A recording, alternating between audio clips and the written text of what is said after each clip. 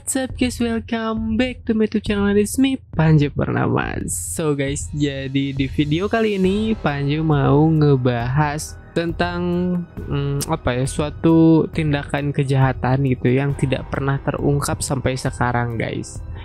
Nah jadi tindak kejahatannya itu bisa dibilang pembunuhan atau mutilasi guys. Tapi mutilasinya itu ini rapi banget dan menyimpan banyak misteri guys.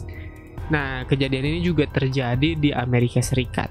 Tapi sebelum masuk ke pembahasannya, ya alangkah baiknya buat kalian like dulu video ini dan jangan lupa juga buat subscribe ke channel ini dan follow Instagram Panji pastinya Panji Purnama 11 dan juga podcast Panji di Spotify Gangguan Malam yang bakalan upload podcast setiap malam Jumat jam 9 malam.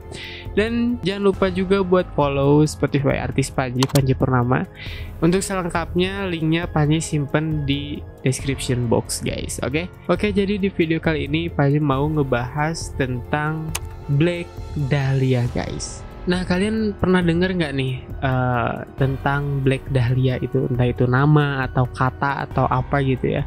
Nah mungkin bagi sebagian orang bagi kalian pecinta musik hardcore gitu ya, musik metal, mungkin kalian udah nggak asing lagi dengan salah satu band ya asal Michigan, Amerika Serikat, yaitu namanya The Black Dahlia Murder, yang dimana si band ini tuh udah beberapa kali manggung di Indonesia.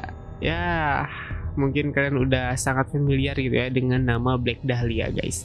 Tapi ya siapa sangka gitu ya, ternyata sebenarnya Black Dahlia itu merupakan penamaan atas kasus pembunuhan yang terjadi di Amerika Serikat guys. Kasus pembunuhan ini itu nggak pernah terungkap sama sekali sampai detik ini Panji upload video ini guys. Bahkan kasus ini pun pernah diselidiki sama FBI, tapi tetap nggak menemukan titik terangnya gitu ya. Nah akhirnya dari kasus inilah yang menginspirasi si band The Black Dahlia Murder ini sebagai nama band mereka guys gitu ya. Nah jadi kesimpulannya Black Dahlia itu adalah kasus pembunuhan gitu ya, pembunuhan terhadap seorang wanita yang bernama Elizabeth Short. Nah si Elizabeth Short ini dia ditemukan tewas dengan keadaan yang sangat sangat menjijikan, sangat mengilukan gitu ya, bikin ngilu gitu. Nah si Elizabeth Short ini dia ditemukan mati dengan kondisi telanjang guys. Selain bertelanjang ya, matinya itu dia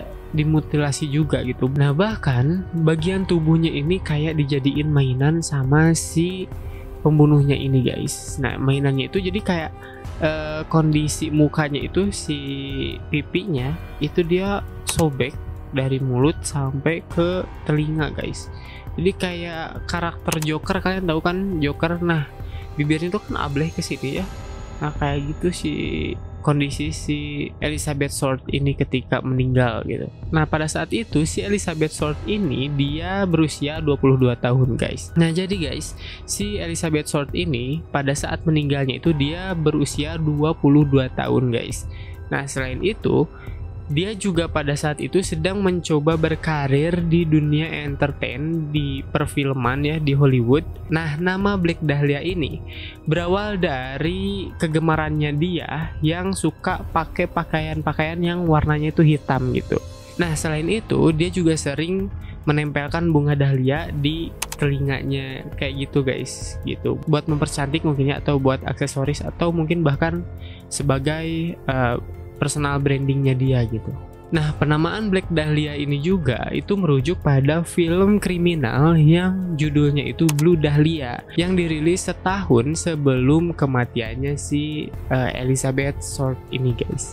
Nah jadi guys, kasus mengerikan ini tuh berawal pada tanggal 15 Januari tahun 1947, yang dimana ketika itu ada seorang warga setempat ya dan anaknya yang sedang berjalan-jalan di Leimert Park, Los Angeles.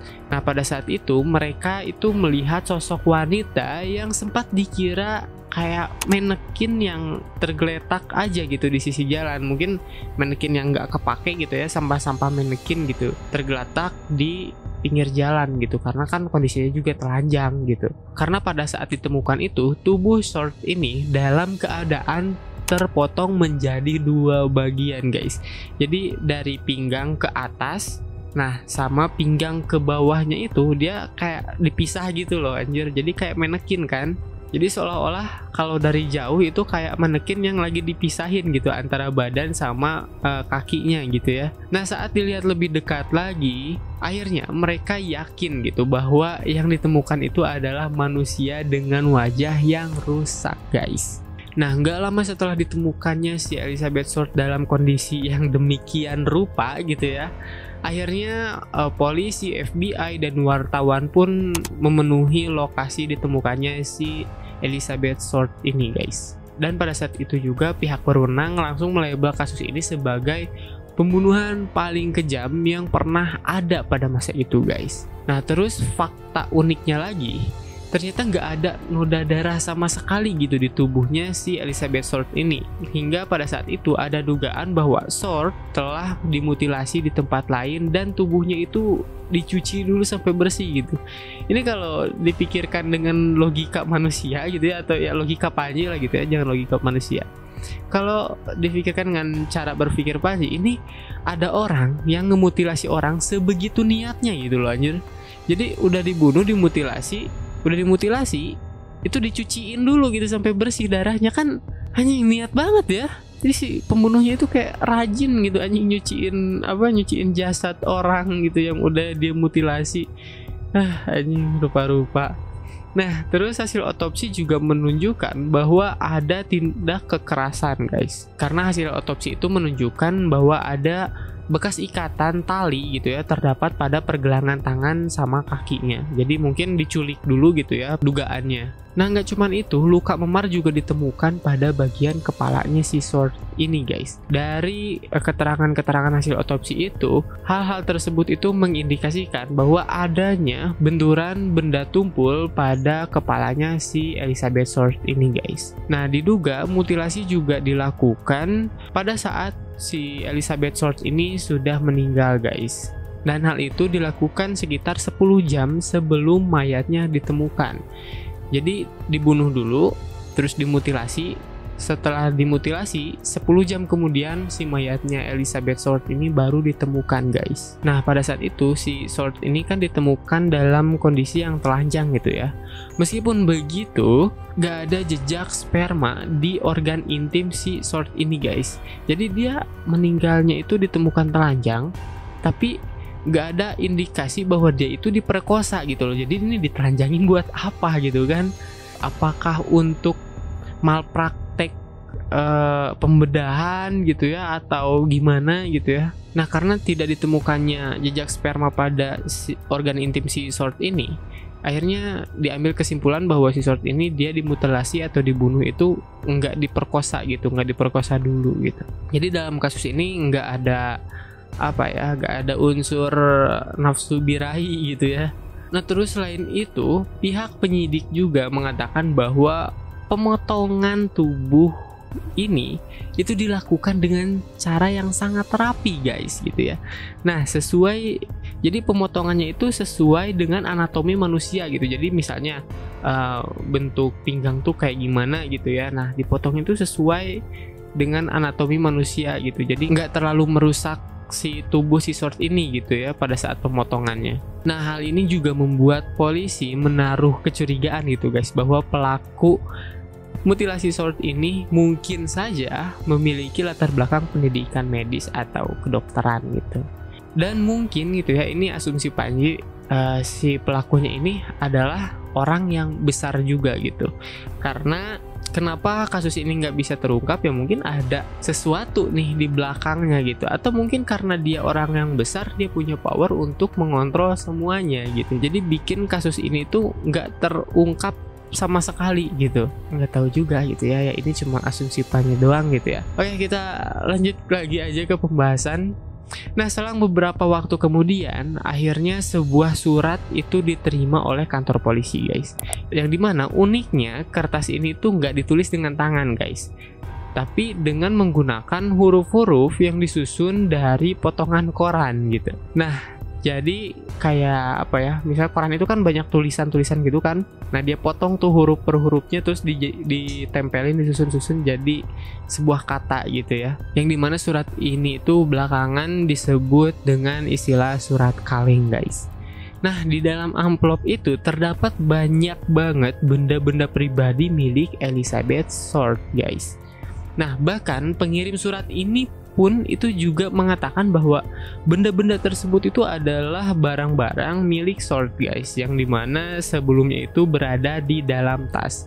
Jadi mungkin bisa jadi tas yang dimaksud ini adalah tas yang dibawa sama Elizabeth Short pada saat hari eksekusinya si Elizabeth Short ini, guys. Nah, selain itu semua barang di dalam amplop ini itu beraroma bensin, guys. Jadi bau bensin gitu ya. Seolah-olah si pengirim ini dia udah pinter banget gitu ya, dia cerdik gitu. Jadi dia menghilangkan jejak sidik jarinya itu dengan bensin gitu. Wow.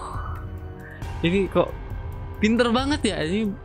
Jadi si pelakunya ini dia tuh udah terlatih melakukan hal-hal kriminal kayak gini gitu. Jadi dia kok bisa tahu gitu ya, kayak tentang anatomi tubuh manusia, terus dia juga bisa tahu untuk menghilangkan sidik jari itu menggunakan bensin dan lain sebagainya kan. Ini berarti dia itu punya pengetahuan atau wawasan yang luas gitu ya. Nah, akhirnya berbagai cara pun itu dilakukan sama polisi dan FBI, guys, demi untuk mendapatkan bukti-bukti baru atas kasus ini gitu ya. Tapi yang mereka lakukan itu seakan-akan nggak membuahkan hasil sama sekali gitu. Jadi seolah-olah kayak jalan di tempat gitu ya. Bahkan sampai sekitar 200 orang itu telah diinterogasi gitu. Dan bahkan sebagian besar dari mereka juga udah melakukan tes kebohongan, tapi hasilnya tetap nihil gitu loh. Anjing, ini benar-benar sih penjahat yang wah edan, anjing, bahaya bener ya. Nah, berbagai spekulasi pun itu muncul gitu ya terkait pembunuhan ini. Nah, salah satunya adalah penolakan ajakan untuk berhubungan intim lantaran si Short ini sedang hamil gitu ya, lagi mengandung. Tapi teori konspirasi ini pun luruh gitu ya, terbantahkan karena berdasarkan hasil otopsi itu si Short ini nggak sedang hamil dan dia juga belum pernah hamil gitu ya.